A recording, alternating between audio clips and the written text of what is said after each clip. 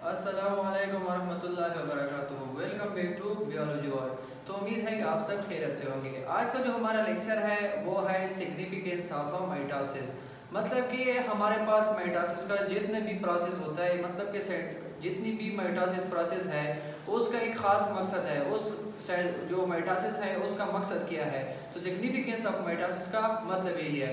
तो significance of mitosis में जो पहला सिग्निफिकेंस आता है माइटोसिस का, वो ये है कि mitosis helps in cell growth. मतलब ये है कि ये जो जितने भी माइटोसिस का प्रोसेस होता है बॉडी के अंदर या लिविंग ऑर्गेनिज्म के अंदर या एनिमल्स के अंदर, ये मेनली जो सेल ग्रोथ होती है, सेल को जो ग्रूमिंग देता है वो क्या देता है, माइटोसिस देता है। जो दूसरा सिग्निफिकेंस है, mitosis is responsible for development of zygote into adult. मतलब क्या है कि जब लिविंग ऑर्गेनिज्म में माइटोसिस का प्रोसेस होता है, सेल डिवीजन हो जाती है, इसके बाद जितनी भी हमारे पास डॉटर सेल बन जाते हैं, आगे जाके जो वो क्या बनेंगे, हमारे पास ज़ायगोट बनेंगे।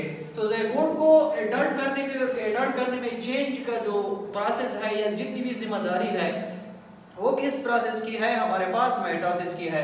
इसका मतलब क्या है कि हमारे पास फॉर एग्जांपल ये एक सेल है, इसके क्या हो गई, माइटोसिस हो गई, डिवीजन हो गई, हमारे पास दो सेल में ये क्या हो गया, कन्वर्ट हो गया। मतलब कि दो डॉटर सेल बन गए। ये दो डॉटर सेल आगे जाके हमारे पास क्या बनाएंगे, हमारे पास ज़ायगोट बनाएंगे। जो ज़ायगोट आगे जाके हमारे पास एडल्ट में जो है ना वो चेंज होता है। तो ये सारे मैकेनिज्म, ये इस प्रोसेस का जितने भी रिस्पांसिबिलिटी है, ये रिस्पांसिबिलिटी सारी माइटोसिस की है। तो तीसरा जो सिग्निफिकेंस है वो कहते हैं कि equal distribution of chromosomes to each daughter cell.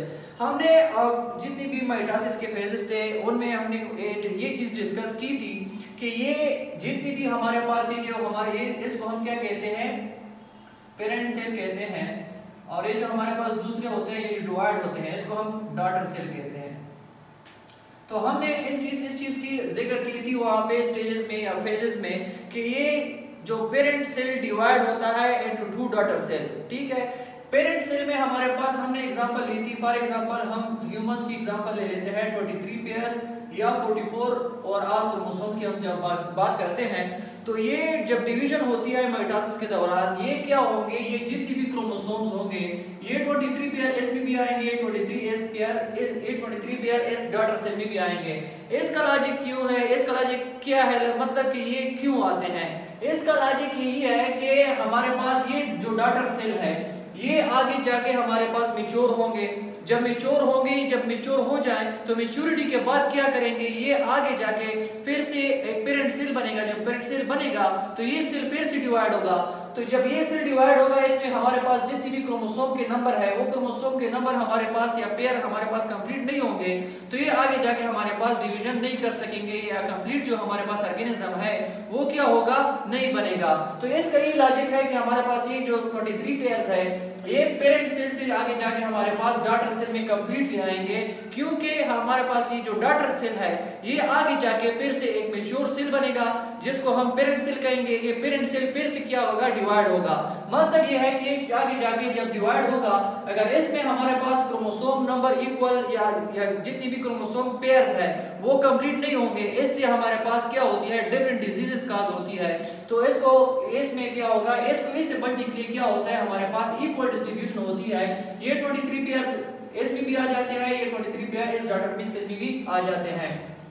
जो चौथा सिग्निफिकेंस है, मतलब कि चौथा जो फायदा है माइटोसिस का, वो ये है कि maintain constant number of chromosome and body cell. मतलब ये है कि ऑर्गेनिज्म के जो बॉडी सेल होते हैं उन बॉडी सेल पे क्या करते हैं, ये जो क्रोमोसोम नंबर होते हैं वो मेंटेन रखते हैं, मतलब कि वो वेरियस होने से बचाते हैं। किस तरह, इससे पहले हमने डिस्कस किया कि जितनी भी हमारे पास पेरेंटल सेल में क्रोमोसोम होती है वो सारे क्रोमोसोम क्या करते हैं, ये इक्वल डिस्ट्रीब्यूशन होती है। इक्वल डिस्ट्रीब्यूशन के बाद उसको कांस्टेंट रखने के लिए क्या होता है, तो ये भी जिम्मेदारी किस चीज की है, सिग्निफिकेंस क्रोमोसोम माइटोसिस की है। तो अदर जो सिग्निफिकेंस है, तो mitosis required for asexual reproduction, मतलब कि माइटोसिस जो है हमारे पास सेक्सुअल रिप्रोडक्शन के साथ साथ हमारे पास जितनी भी एसेक्सुअल रिप्रोडक्शन है उसके लिए भी रिक्वायर्ड होते हैं, क्योंकि वहाँ पर भी रीजनरेशन मतलब कि हमारे पास डेवलपमेंट होती है, ग्रोथ होती है, तो वो भी सेल होते हैं। मतलब उसमें क्या होता है, सेक्सुअल रिप्रोडक्शन के अलावा हमारे पास एसेक्सुअल रिप्रोडक्शन होता है।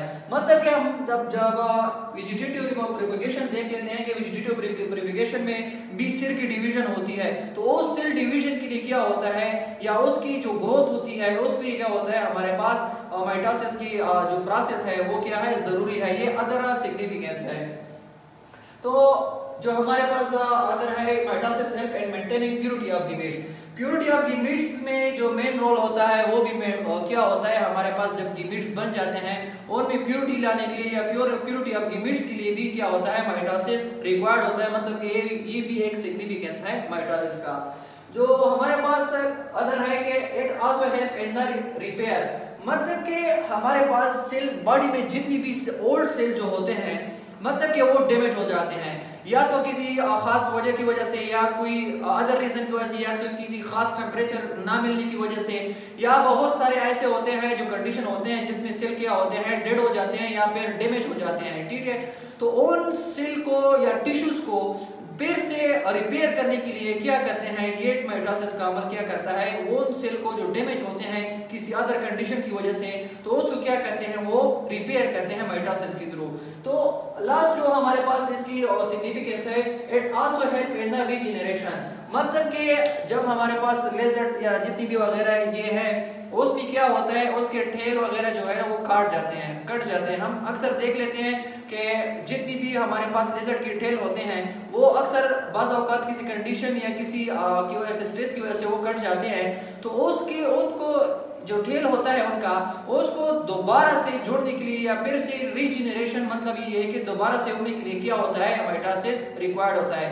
तो इस लेक्चर का ओवरव्यू किया है, खुलासा किया है कि हमारे पास सिग्निफिकेंस ऑफ माइटोसिस क्या होता है। सिग्निफिकेंस ऑफ माइटोसिस में हमने पहले कहा कि ये जितनी भी माइटोसिस का प्रोसेस है वो सेल ग्रोथ में हेल्प करता है, पहला पॉइंट ये है। दूसरा पॉइंट क्या है कि जितनी भी ये माइटोसिस है वो डेवलपमेंट ऑफ ज़ैगोट इनटू एडल्ट में क्या होता है, इसके लिए भी रिस्पांसिबल है। जो तीसरा पॉइंट है, equal distribution of chromosome to each daughter cell, मतलब कि जितनी भी डॉटर सेल होते हैं उनमें इक्वल डिस्ट्रीब्यूशन का काम किस चीज का होता है, माइटोसिस का होता है।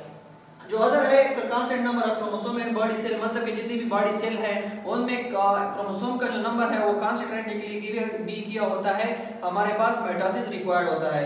Mitosis required for asexual reproduction, जितनी भी एसेक्सुअल रिप्रोडक्शन है उसके लिए भी क्या होता है, ये रिक्वायर्ड होता है। इसके अलावा जितनी भी हमारे पास प्योरिटी ऑफ गीमेट्स हैं उनके लिए भी रिक्वायर्ड होता है, इनमें भी माइटोसिस का रोल है। इसके अलावा जितनी भी हमारे पास ओल्ड टिश्यूज जितनी भी होते हैं, जब वो किसी कंडीशन की वजह से डैमेज होते हैं उनको फिर से रिपेयर करने का काम किस चीज का है, माइटोसिस का है। माइटोसिस प्रोसेस वो क्या करता है, फिर से रिपेयर करता है। जो लास्ट जो सिग्निफिकेंस है वो क्या है, हमारे पास जो रिपेयरिंग या रीजनरेशन का जो प्रोसेस है, रीजनरेशन का प्रोसेस यही होता है कि किसी कंडीशन या स्ट्रेस की वजह से जब लेजर्ड वगैरह का क्या टेल कट जाता है तो उस टेल को दोबारा से वो जो रीजनरेट करने के लिए क्या होता है, माइटोसिस रिक्वायर्ड होता है। तो उम्मीद है कि आप सबको ये लेक्चर पसंद आ गया हो। अगर पसंद आ गया है तो प्लीज लाइक शेयर और सब्सक्राइब कीजिएगा। Thank you so much. Allah Hafiz.